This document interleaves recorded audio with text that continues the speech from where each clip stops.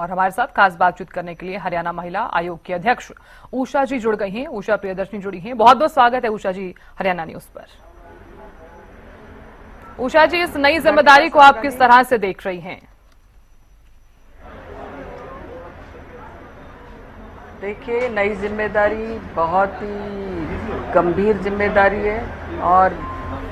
ये एक संवैधानिक जिम्मेदारी है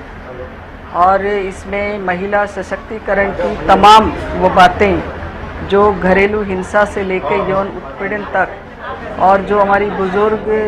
माताएं हैं जिनको आज बड़ी एक चुनौती है कि उनको अनाथालय में रहना पड़ता है, तो ऐसी अनेकों विधवाएं हमारी बहनें हैं, उनसे रिलेटेड समस्याएं सबसे बड़ी है। कॉरपोरेट के अंदर जो हमारी बेटियां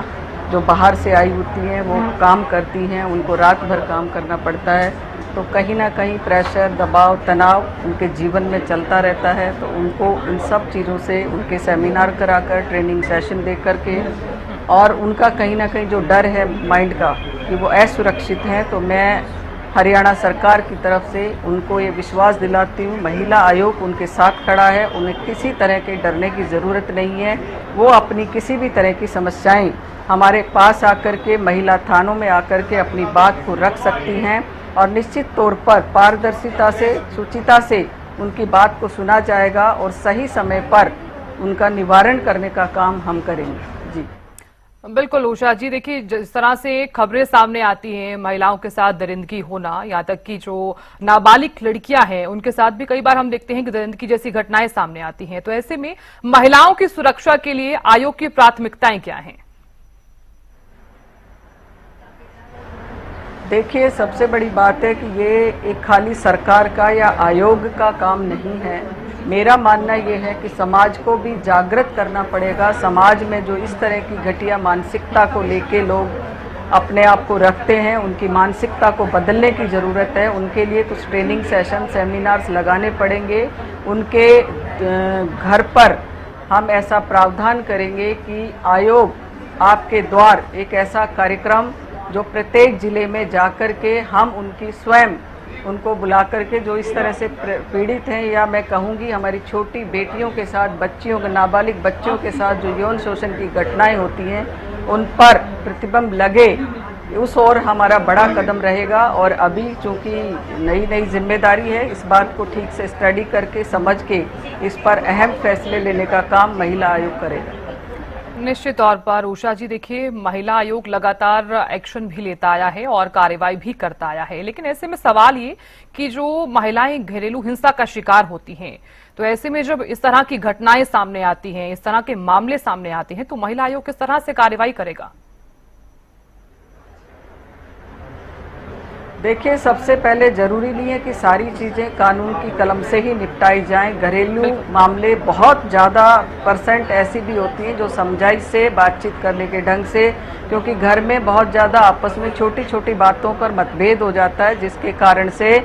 इन पेशेंट होकर के कुछ हमारी बेटियां या हमारे भाई लोग ऐसे फैसले ले लेते हैं। लेकिन आयोग इसका प्रावधान करेगा कि ज़्यादा समय उनको समझा करके दोबारा से उनका घर बसाया जाए। इस ओर हमारा बहुत बड़ा कदम हम रखने वाले हैं और निश्चित तौर पर समाज के अंदर इस तरह की बुराइयां ना आए, इन पर अंकुश भी कहीं ना कहीं किसी न किसी प्रावधान को लेकर आकर लगाने का काम करेंगे। बिल्कुल उषा जी, देखिए क्योंकि जिस तरह से आप महिलाओं के लिए हमेशा से ही काम करती आई हैं, महिलाओं को किस तरह से सशक्त किया जाए, और हमेशा से ही प्रधानमंत्री नरेंद्र मोदी के नेतृत्व में भी हमने लगातार देखा है कि इस तरह से महिलाएं अब आगे बढ़ चढ़ कर काम कर रही हैं और घरों से बाहर निकल रही हैं और आत्मनिर्भर भी बन रही हैं, और हमने जो है चीजें देखी भी हैं। ऐसे में जरूरी ये भी हो जाता है कि कई बार हम देखते हैं जो कार्यस्थल है जहां पर महिलाएं काम करती हैं वहां पर भी उत्पीड़न जैसी खबरें सामने आती हैं, कई बार उन पर दबाव भी बनाया जाता है, तो इस तरह से क्या कुछ कार्रवाई आयोग द्वारा की जा सकती है? देखिए, सबसे पहले मैं आपको बताना चाहूँगी, देश के यशस्वी प्रधानमंत्री जी ने जब से 2014 के बाद उनकी सरकार ने शपथ ली है, उस दिन से महिला सशक्तिकरण को लेकर बहुत ही सरकार चिंतित रहती है। सरकार ने बहुत सारे काम, बहुत सारी योजनाएं, बहुत सारे कानून इस तरह के बनाए हैं कि उनको असुरक्षित महसूस करने की ज़रूरत नहीं है। और मैंने पहले भी आपको बताया है कि हमें समाज में कुछ ऐसे संदेश देने होंगे, आयोग को खुद जाकर के उनको समझाना होगा कि इस तरह की मानसिकताएं बिल्कुल भी दिमाग में ना रखें। अभी जैसे बात करेंगे कि जो कुरुक्षेत्र में घटना हुई, वो एक डॉक्टर को भगवान का रूप माना जाता है, कभी सपने में भी नहीं सोच सकते कि इस तरह की घटना को एक डॉक्टर अंजाम देगा। मैं इसकी कड़ी निंदा भी करती हूँ और आयोग के संविधान के नाते मैं ये आश्वस्त भी करती हूँ कि ऐसे जघन्य अपराध करने वाले लोगों को बख्शा नहीं जाएगा और किसी भी तरह से उनको इतनी बड़ी सजा मिलने का हम काम करेंगे कि लोग इस तरह की मानसिकता जो रखते हैं वो करने से सोचना तो बहुत दूर की बात है, उनके दिमाग में भी ये चीज़ ना आए, ऐसा प्रावधान हम करेंगे। जी निश्चित तौर पर उषा जी, देखिए जिस तरह से आपने बताया है कि कार्यस्थल पर भी अगर इस तरह की घटनाएं सामने आती हैं तो तुरंत कार्रवाई की जाती है। और उषा जी देखिए, क्योंकि जिस तरह से आपने कुरुक्षेत्र का भी जिक्र किया है, एलएनजेपी अस्पताल में जो क्रूर हरकत हुई है उस नाबालिग लड़की के साथ, ऐसे में एक्शन तो लिया गया है, लेकिन एक सवाल यहाँ पर यह है कि कई बार हम देखते हैं कि जो शिकायत प्रणाली है और इसी के साथ ही जो महिला हेल्पलाइन है, तो ऐसे में किस तरह से हम कार्रवाई जो है वो कर सकते हैं? तमाम महिलाओं को आप क्या संदेश देना चाहेंगी अगर ऐसी घटना उनके साथ घटित होती है, तो किस तरह से जो है वो शिकायत की जा सकती है? देखिए, सबसे पहले हमारा जो कदम उठने वाला है, हम ये चाहेंगे स्कूल कॉलेज के अंदर हमारे युवक युवतियाँ पढ़ते हैं और वहीं से कहीं ना कहीं ये चीज़ें शुरू होती हैं, तो उनको सेल्फ डिफेंस की ट्रेनिंग दी जाए और उनको ये समझाया जाए कि कानून आपकी सुरक्षा के लिए बना है, आप कानून के दायरे में आकर के अपनी शिकायत दर्ज कराने का काम करेंगे, इस प्रेशर से बाहर निकलेंगे और सेल्फ डिफेंस के जरिए से वो इस डर को कहीं ना कहीं इस मानसिकता से बाहर आने का काम करेंगे। अपनी बात को आयोग के पास या महिला पुलिस थानों के पास रख करके उनको अपने आप में ये डर बाहर निकलेगा और सुरक्षित भी महसूस करेंगे। और सरकार महिलाओं की सुरक्षा के लिए के बहुत संकल्प के साथ कटिबद्ध है कि महिलाओं के साथ इस तरह की घटिया हरकतें ना हो। तो इसके लिए मैं ये चाहूँगी, मैं समाज से भी आग्रह करूँगी कि हम सबको मिल करके इन सब चीज़ों का डटकर मुकाबला करेंगे कि इस तरह की घटिया अंजाम हमारी बहन बेटियों के साथ ना हो। इसके लिए एक बार फिर से ध्यान करके सारे कानून को देख करके, क्योंकि अभी जिम्मेदारी मुझे नई नहीं मिली है, एक बार स्टडी करके मैं इस बात पर पुख्ता इंतजाम सरकार के साथ मिल करके करने का काम करूँगी। बिल्कुल उषा जी, एक नई जिम्मेदारी मिली है और महिला आयोग के अध्यक्ष जैसा कि आपको बनाया गया है और तमाम जिम्मेदारियों के बीच तमाम चुनौतियां भी अब फिलहाल देखने को मिलने वाली हैं। उन तमाम चुनौतियों को आप किस तरह से देखती हैं? देखिए, चुनौतियां इंसान के हर कदम पे होती हैं, चुनौतियों का सामना करना आना चाहिए। और मुझे ये लगता है कि जिस तरह से हमने जमीन के साथ जुड़ कर के समाज के साथ खड़ा होकर के काम किया है, तो उन चुनौतियों का सामना करना भी बखूबी उषा प्रियदर्शी को आता है और मैं निश्चित तौर पर बढ़िया तरीके से उन चुनौतियों का सामना करते हुए समाज को एक अच्छा संदेश देने का काम करूँ।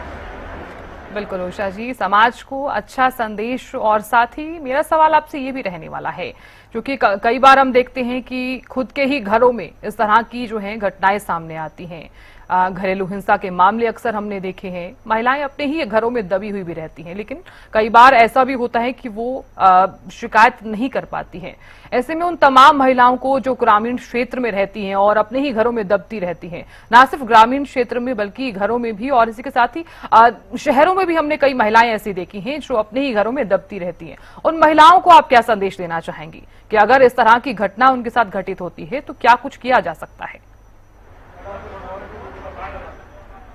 देखिए, सबसे पहले मैंने आपको बताया कि उन्हें उस डर से निकलना पड़ेगा, जो उनके साथ समस्याएं हैं उनको हमारे सामने लाना पड़ेगा। और मैंने आपको बताया बहुत सारी दबाव इसलिए भी है कि उन्हें कानून की सही जानकारी नहीं है कि उनकी सुरक्षा के लिए सरकार ने क्या क्या प्रबंध किए हुए हैं। तो सबसे बड़ी बात यह कि उनको सही कानून की जानकारी दे करके उनको जागृत करने का काम करना है, उनके दिमाग से ये निकालना है कि आप लोगों को परेशान नहीं होना। अगर आप अपनी बात कहेंगी तो एक समाज को अच्छा संदेश देंगी। किसी न किसी दबाव के कारण आप जिस बात को सह रही हैं, उस दबाव से आपको बाहर निकल करके आपको वहाँ तक आना होगा जहाँ आपकी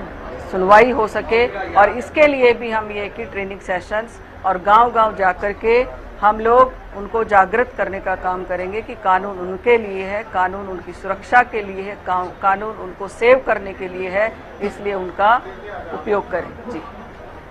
बहुत बहुत शुक्रिया उषा जी, हरियाणा न्यूज के साथ जुड़ने के लिए और खास बातचीत करने के लिए। तो नई जिम्मेदारी मिलने पर उषा प्रियदर्शनी ने तमाम बातों का जिक्र किया और नई जिम्मेदारी मिलने के बाद हरियाणा न्यूज से खास बातचीत में उन्होंने हाईकमान का आभार जताया है। बीजेपी ने हमेशा महिलाओं के सम्मान को आगे बढ़ाया, महिलाओं की सुरक्षा के लिए हर संभव काम करेंगे। महिला थानों में महिलाएं अपनी बात रख सकती हैं। सरकार ने महिला सुरक्षा के लिए बहुत सारे कानून बनाए हैं। हरियाणा महिला आयोग की अध्यक्ष बनी हैं उषा प्रियदर्शनी। तो नई जिम्मेदारी मिलने के बाद हरियाणा न्यूज से खास बातचीत की उषा प्रियदर्शनी ने हाईकमान का आभार जताया।